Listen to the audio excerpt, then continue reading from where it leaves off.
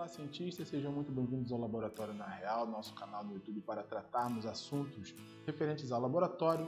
Eu sou o Bruno Tebaldi e hoje nós vamos terminar os critérios de malignidade.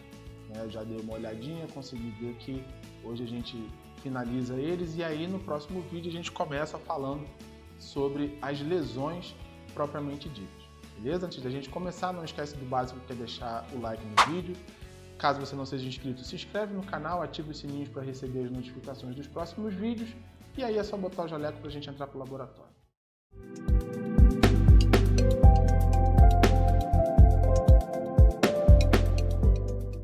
Bom, esses critérios que eu vou colocar aqui, eles são critérios um pouco mais genéricos, por assim dizer, mas eles são muito importantes. Eu falei deles, acho que no primeiro vídeo falando de lesão, eu cheguei a falar um pouquinho sobre eles. Tá? Mas eles são muito importantes para a gente, principalmente quando a gente não tem outros critérios de malignidade. A gente vai falar sobre isso de maneira mais específica um pouco mais para frente. Mas vou dar só um exemplo. Quando a gente fala de adenocarcinoma in situ, a gente não vai ver tantas atipias assim. O que a gente vai observar são outros aspectos, que são aspectos de grupamento. Então, a gente tem menos aspectos nucleares, por exemplo, de malignidade nos adenocarcinomas in situ, mas a gente tem uma quantidade um pouco maior de atipias em relação ao grupamento. Isso vai ajudar muita gente para essa verificação. Tá? Então, são critérios importantes, beleza? Que vão ajudar a gente a fechar o quadro e deixar a gente com uma teoria boa para começar a falar sobre as lesões. A primeira que a gente vai falar são os arranjos celulares. As células elas têm arranjos, elas são arranjadas de uma determinada maneira para que elas possam compor aquele tecido ali.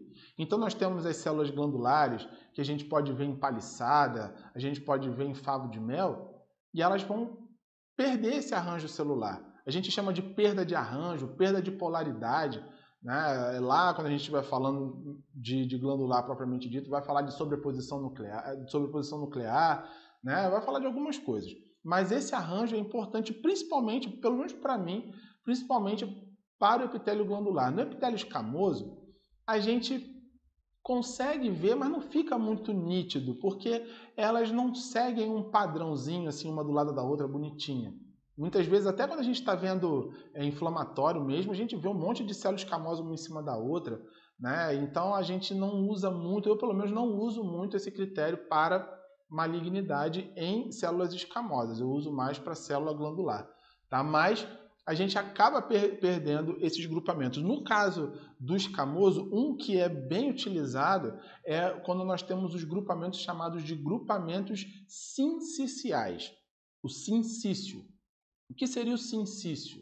O sincício está relacionado ao carcinoma in situ, já é uma lesão de alto grau, e são células do tipo profundas, parabasais e basais, que ficam aglomeradas umas nas outras e, claro, além de estarem aglomeradas umas nas outras, elas apresentam critérios de malignidade no núcleo principalmente. Por quê? A atrofia com inflamação, o esfregaço atrófico, ele pode apresentar sincício. Então, se ele apresenta sincício, está maligno? Não, está benigno. Os núcleos estão claros, os núcleos estão do tamanho normal, eles estão com a cromatina bem distribuída. É um sincício, é um grupamento sincicial, mas ele é benigno, é decorrente lá da atrofia. Ah, agora eu entendi! Agora eu saquei! Agora, eu tenho um grupamento sincicial, tem lá um sincício, os núcleos estão hipercorados, cromatina mal distribuída, irregularidade no contorno nuclear, isso é maligno. Isso provavelmente isso é uma lesão de alto grau, provavelmente um carcinoma in situ. Tá? Então esse arranjo funciona para a gente no escamoso. Mas o que a gente vai chamar de perda de conformação de favo de mel, roseta, plumagem, isso vai estar relacionado mais especificamente ao epitélio glandular. Que para a gente, no epitélio glandular, é muito importante essa verificação dos arranjos celulares.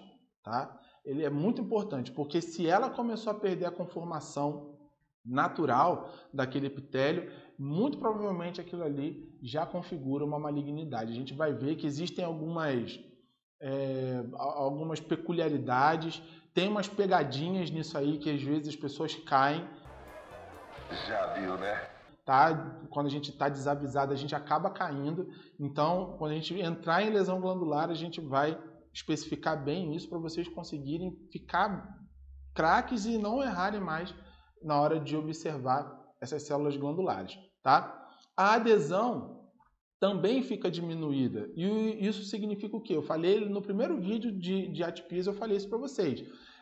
Como a gente tem lá aquelas especializações da membrana citoplasmática, que são os desmossomos, que mantêm elas unidas, quando elas estão passando por um processo neoplásico, elas tendem a ficar dispersas, elas saem daquela conformação. Então, principalmente nas células escamosas, né, e as metaplásicas, a gente vai ver uma célula maligna aqui, uma outra célula maligna aqui, perto uma da outra, mas não estão juntas, né? A gente vai ver uma aqui, uma aqui, uma aqui, salvo quando a gente tem, por exemplo, um reparo atípico. No reparo atípico está todo mundo junto, porque é um reparo, né? Mas na maior parte das vezes elas vão estar dispersas, porque essa capacidade delas ficarem justapostas, elas acabam se perdendo, tá? E aí não é difícil de compreender por que a gente consegue de vez em quando pegar, embora não faça parte especificamente do colo do útero, mas a gente consegue pegar, por exemplo, um carcinoma endometrial,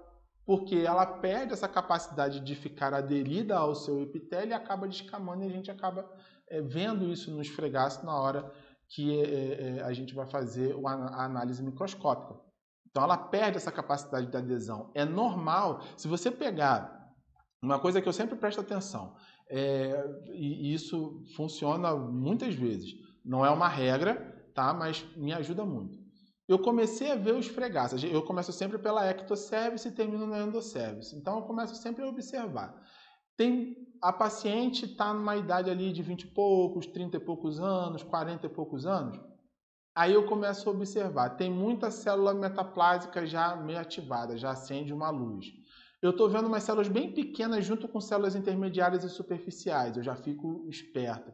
Tem muita célula glandular logo no início da lâmina, eu já também vou dando uma olhada com um pouco mais de cuidado. Pode não ter nada, mas pode ser um indicativo de que você vai encontrar alguma coisa, tá? Então eu estou vendo células ali no início já muito dispersas umas das outras. Elas estão muito longe uma das outras ali. Aí tá muito longe, esse negócio tá estranho. Esses núcleos estão um pouco mais aumentados, deve ter uma treta aqui. Eu estou sentindo uma treta! Daqui a pouco eu acabo encontrando, vez ou outra, eu acabo encontrando uma célula maligna.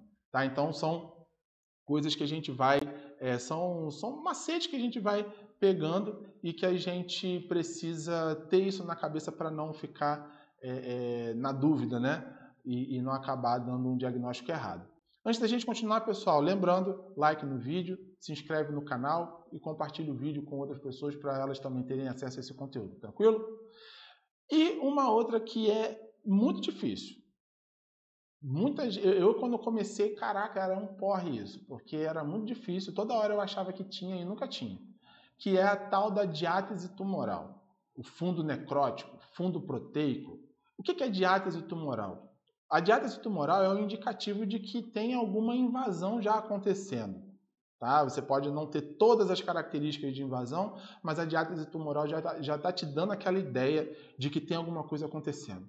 Então, ou você vai dar uma lesão invasiva, ou você vai dar uma lesão com critérios de invasão por conta da diátese tumoral, que nada mais é do que o fundo sujo por conta de componentes do tecido conjuntivo que estão ali. E a gente confunde muito isso com o quê? Com hemácias. Cara, tem hemácia, a gente já acha que é diátese tumoral. E não é. Diátese tumoral, ela é bem diferente. Eu vou botar duas imagens, uma do lado da outra aqui para vocês poderem ver. Hemácias lisadas, que dá muito mesmo a impressão de uma diátese tumoral, e a diátese tumoral. Diátese tumoral, ela precisa estar acompanhada, claro, de um processo maligno, tá? mas ela tem características diferentes. Ela tem um fundo, ela deixa um fundo que vai ter algumas hemácias lisadas sim, mas você vai observar uma granulação nesse fundo diferente. E aí você tem como diferenciar a diátese tumoral de restos de orange ou de hemácias que estão lisadas. Tá? Então, a diátese tumoral ela vai ser um indicativo de lesão invasiva, na maior parte das vezes. Tá? Ela vai estar bem relacionada com lesão invasiva ou com uma lesão com características de invasão. Então, isso é importante porque a gente precisa levar em consideração isso. Não tem nada a ver com a diátese tumoral, ela não tem nada a ver com as células em si, tem a ver com o fundo. É o fundo da lâmina que está com esse aspecto, tá? Por conta do extravasamento do material do tecido conjuntivo que a gente acaba observando no esfregaço. Por isso que a gente diz que tem critérios de invasão, porque se rompeu ali a lâmina basal e foi para o estroma, a gente acaba tendo esse material do estroma extravasando para o nosso esfregaço ali, a gente acaba vendo. Tá? Então, esses são os critérios de malignidade de forma muito geral, tá? E a gente vai ver como isso se aplica de maneira mais específica nos próximos vídeos a respeito das lesões, tá? Então, fiquem atentos para que vocês possam acompanhar os próximos vídeos, beleza? Pessoal, vou ficando por aqui. Não esquece de deixar o like no vídeo, se inscrever no canal, compartilhe esse vídeo com outras pessoas também, né, para que elas também tenham esse conteúdo. Coloca nos comentários aqui para mim se você sentiu falta de alguma característica, de algum critério de malignidade, ou se você tem alguma ideia de como eu posso melhorar os vídeos para que vocês tenham o melhor proveito desse conteúdo aqui. Beleza, pessoal? Muito obrigado. Até a próxima.